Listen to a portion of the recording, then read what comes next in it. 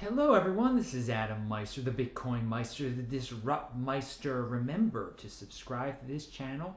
Check out the notes section below for important links and information.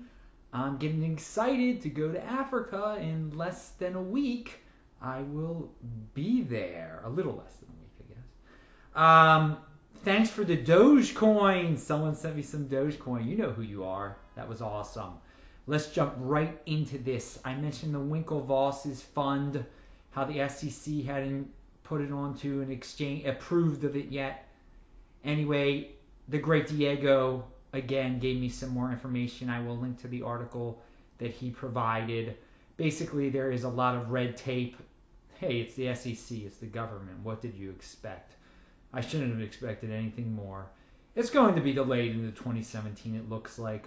There was a time you could send some feedback, and there was some hater of Bitcoin who called it a Ponzi. Maybe that had some influence on them. Maybe they're just slow over there and they just love red tape and bureaucracy. Let's just hope they get their act together at the SEC and approve these guys, and it makes some mainstream news and just boosts the price of Bitcoin. That's what I care about, the mainstream aspect of it. It's unfortunate that the government has this unnecessary influence. Oh well. All right, a good viewer of mine sent me a message, and he actually reminded me. I spoke about how 70% of Americans are in a lot of debt. They can't come up with $1,000, I think it was, and I guess I gave out the tone that it was their fault, or that they were, that that everyone was irresponsible. But in a certain way, it is your fault. You should take responsibility for the financial situation you're in. No one forced you to do X, Y, Z. But it isn't, didn't mean to make these people who are in debt, because they're not all foolish people. People get caught in circumstances. For example, people feel the need to go to college, and all sorts of different colleges. They get into an incredible amount of debt. People want to live in better neighborhoods so their kids can go to better schools. They don't want to live in places like Baltimore City or St. Louis, Detroit, wherever. And they're constantly running away to another suburb, and this puts them into great debt in their houses and everything.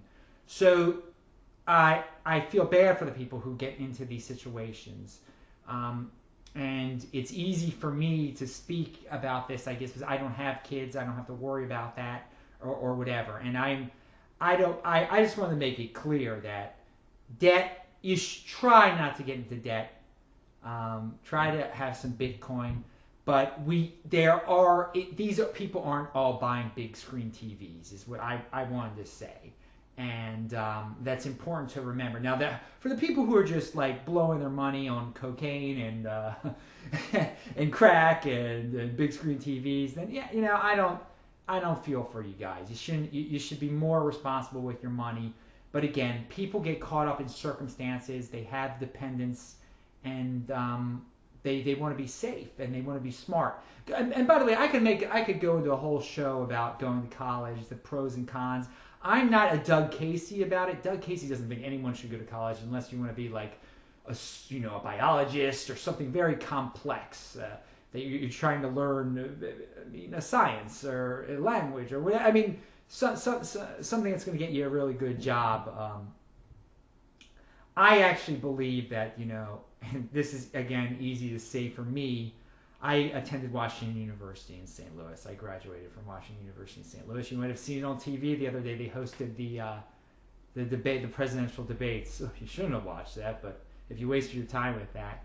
Anyway, I believe that if you can get into one of the elite universities, the top 20 universities, top 30 universities, and yes, Washington University is one of the top 20 universities, that it's a great experience. It's a really fun, being around smart people. You only get that opportunity once in your life, You interact with some really high quality people. You get invited to some nice weddings later on. Anyway, I am going off on such a tangent.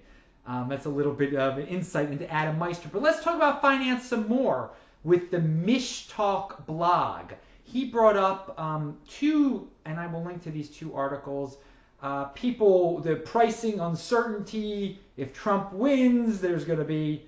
He explains why some people think that everything's going to go bad if Trump wins economically. But then he has another article that says that Hillary Clinton is definitely going to win, but because everybody hates both of them, that the economy is going to tank. As you all know, I really don't care about this whole... I mean, it's like Entertainment Tonight, half this stuff. But the financial aspects we should pay attention to. And I think it's important to go over the scenarios because if both his scenarios are bad scenarios, and that will help Bitcoin. That's the bottom line. I care what this is all going to do for Bitcoin because personally, they're not going to make that. This is not going to make that big of a difference who's in charge. Really, in the long run, the Congress has a lot of, they have a lot of power. Also, we forget about that. They shouldn't be rubber stamping these presidents that we have. Anyway, don't worry about it too much, but there are interesting articles, and we should keep in mind the financial aspects, not the gossip aspects. Monero, I wanted to mention this for the last few days. It keeps jumping around $7. Like it's ahead, it's above $7, about 25 cents, and all of a sudden it's below 25, $6.75. It's just every day, it seems like it's jumping 25 cents, 50 cents, 40 cents, 30. Very volatile. I just wanted to point that out. I don't know if anyone else has noticed that. If anyone else cares, 60-cent jumps a day, 50-cent jumps a day, bottom up, down, but it is staying around $7, which is interesting.